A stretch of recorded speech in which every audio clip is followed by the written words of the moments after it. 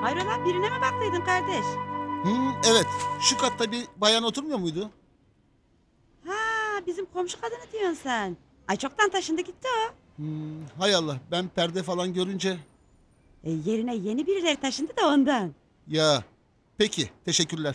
Tanır mıydın kendisini? Vallahi geçen yaz tanışmıştık tesadüfen. Ben yönetmenim de. Allah bağışlasın. Bir hikaye anlatmıştı bana. Buralarda, bu mahallede bir evde yaşayan insanların hikayesini. Bak sen, kimmişler ki? Kızlı erkekli bir grup öğrenciyle onların ev sahipleri filan. 7 numaraydı yanlış hatırlamıyorsam. İlginç bir hikayeydi. Belki bir dizi yaparım diye düşündüm ve... Sen öyle her duyduğun hikayeye inanma. Yeni taşınanlar kim acaba? Ne bileyim canım. Belki içimizden birileri bile olabilir.